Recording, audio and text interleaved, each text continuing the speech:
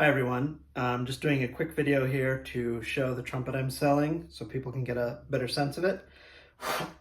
This is a Selmer Radial 2. It's in, I would say, very good condition for its age. I believe it's about 1975. Seems to have been treated well over the years. And as I said in the listing, I think it has probably had a valve job at some point because the compression is great. I'll just show one of the valves quickly. You can see how clean they are. They all look like that. They move great. Not sticky at all. I like these Selmer valves because they're very light and the throw is a bit shorter. I have fairly small hands and it makes playing a lot easier compared to some other valve sets that maybe have snappier valves but harder to push down. These are super light but super fast as well. As I said, the compression is great. You get plenty of pop when you pull out the slides. You can hear that. I'm not going to pull out the third because it's got the lock on it, but oh, actually it doesn't. This one doesn't have a stop, so you can hear that.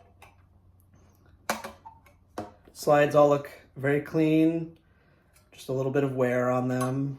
You can see there, got some of this kind of stuff there. I believe they're all nickel silver or nickel inner slides and the lead pipe as well.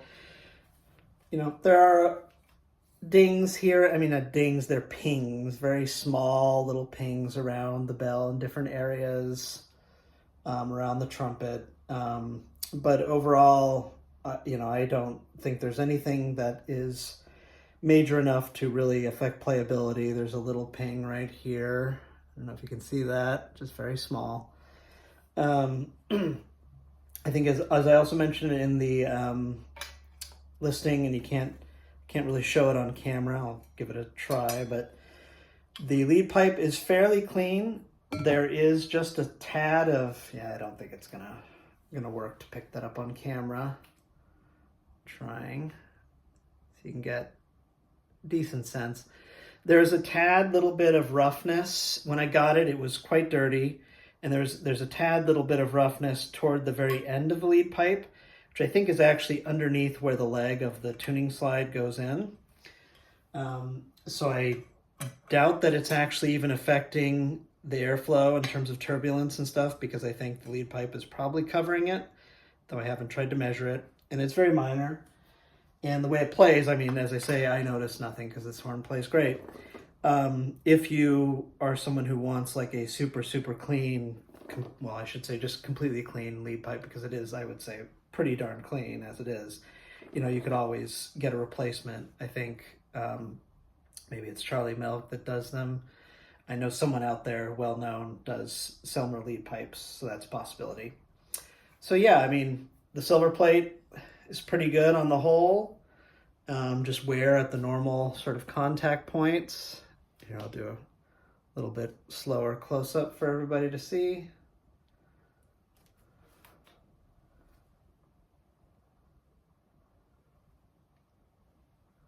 Said all the valves work good. All the spit valves are fine. Got the ring is good. Just for those who are not very familiar with the Selmer Radial, what makes it unique is this shape of the valve block, which slants inward. The idea being that it follows, as your fingers come together when you press down like that, it follows their natural movement. I think it's cool. I think, again, these valves are particularly comfortable for me, so I think it's a good design. You know, I don't know that you're necessarily going to immediately feel like, oh, this is a totally different feel, which I think is a good thing, because most of us are so used to playing the traditional aligned valves that you don't want it to feel like completely different, because that would be awkward probably. But I think it does have a nice feeling to it. There's probably just sort of a sense you can get of the different shape of the valve block. So I think it's a nice feature, and I really enjoyed playing on it. And again, the valves move great. So other features are, I find it for a sort of more traditional trumpet, i.e. not like heavily braced, not one of the trumpets a la Monet in the last 20 years. To be slightly heavier. It certainly is by no means, taxing to hold on a long gig or anything like that. But it strikes me, and I don't know if this is true, this is just from feeling it. It strikes me that the material is a bit heavier gauge. Maybe the bell is a bit of a heavier gauge bell comparatively. It just feels that way, and it's a little bit larger. I think it's around about 5 inches. And what I think that really does nicely is it balances the horn to give it a nice warm sound, and it can certainly brighten up. But I tend to like horns where you can at least have the option of playing a nice mellow sound. And I think the Selmer Radial, especially for older trumpets, is kind of unique in the sound it provides. It gives you that, I think, fat, rich tone that, as I said, can brighten up, but you still don't have any issues, blending with a section of Yamahas and Bachs and things like that. It's not going to stick out at all when you don't want it to, but it also has a nice, unique soloist tone. I think it's a really unique horn. There aren't a lot that you can compare to it, I would say. And so I think it's great. I'm only selling it because I ended up buying a new horn for the first time in many years, and I am not the type who has a stable of horns. So kind of like when I get one that I play most of the time, then it's time to get rid of the other one I played most of the time before that, which was this one for about a year and a half. So I'll play a little bit. I'm just an amateur, so take that into account and how it plays, just so you can get a sense of how it plays, how it sounds. And I'll try and do a couple of different styles, just sort of messing around with different things I know how to play, which are pretty standard stuff.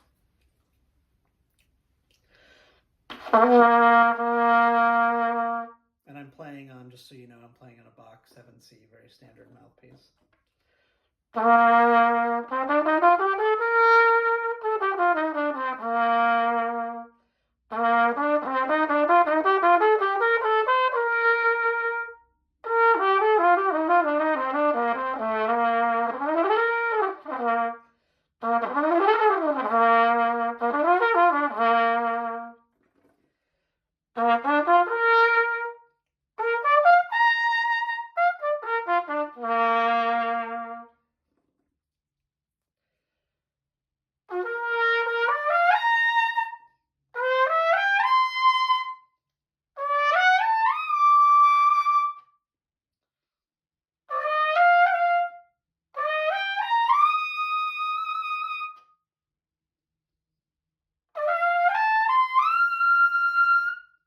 So you can see really pretty easy high range. I'm not by any means a real lead player or anything. And it's a 7C, which, while it's a smaller cup diameter, is a decent depth still. And it's the artisan line, which I feel like is a bit deeper and a bit more open, maybe on the throat and the backbore. But getting up to that G is not really an issue for me, and I can sort of squeak out a little higher, which is, that's as high as I can get on any horn and basically any mouthpiece. So upper register works well. I think you could definitely use it as a lead horn with a really small lead mouthpiece if you wanted to. So now I'll try and play a couple of excerpts of different things.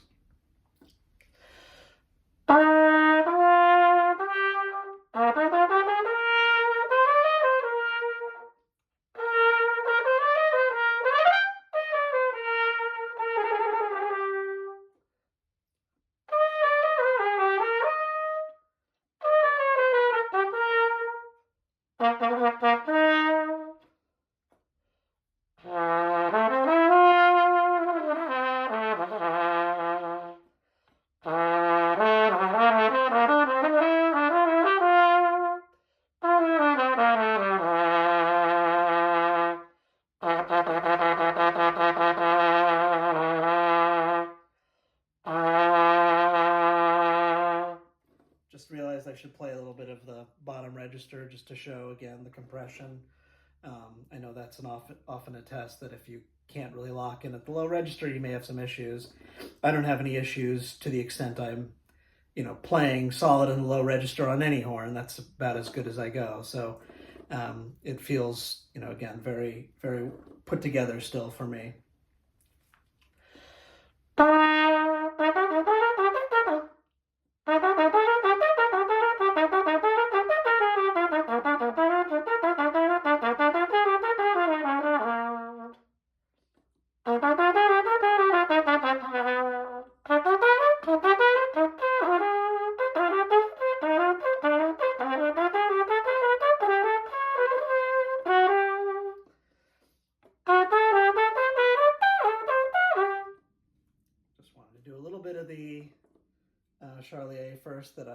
still working on, as you can tell.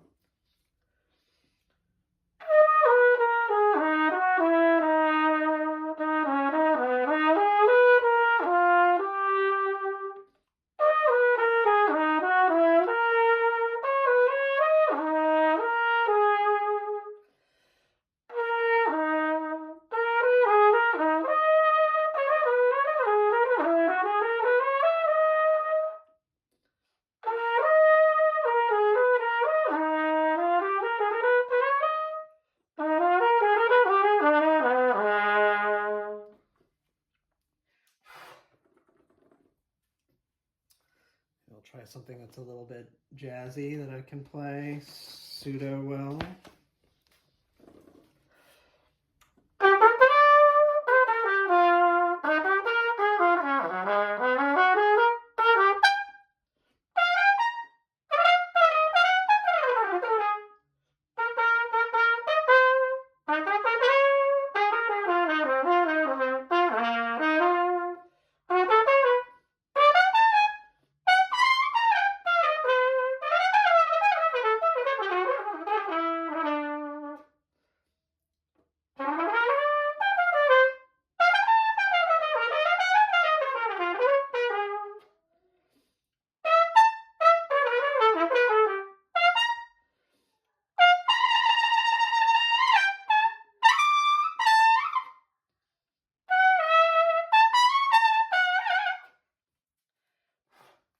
Again, just to try and give you a sense of the sound of the horn, about as well as I can play it on any horn. So, part of a Woody Shaw solo from Rosewood, which is quite a challenge. All right, maybe I'll just do one or two more things and then call it at that.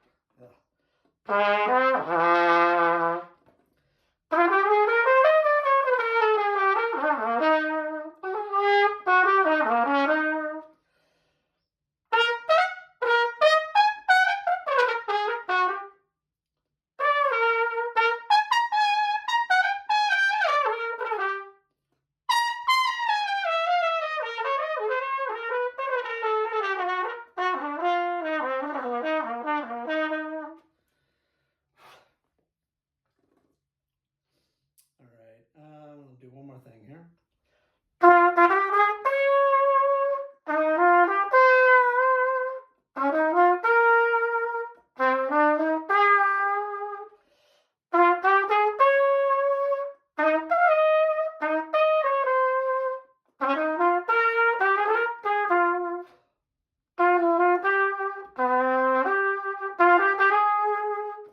skip to the little solo part.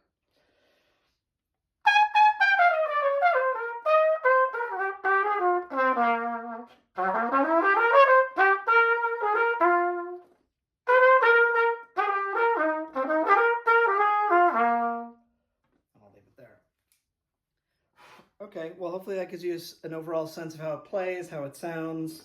As I said, I think it's really cool because it gives you a lot of a wide tonal palette. It's a super easy horn to play. Despite its age, it still plays really well. As I said, it's in very good condition. So I think it would be a great horn for anyone to pick up, but particularly this could be a really good starter horn at its price, or sort of maybe I would say a mid-range after if you're on the younger side, or you've got a child who's sort of graduated past the very beginner horn. This could be a really great choice to move up to that next step before maybe buying like a fully brand new professional horn, which maybe would be the next step. But I think this one could even fill that need for most people too, who maybe are not playing in professional settings, and maybe even to an extent that. I did pick up this horn from a pro in New York, so I assume he was playing it in a variety of professional settings as well at the time. So feel free to reach out if you have any questions. Thanks for watching.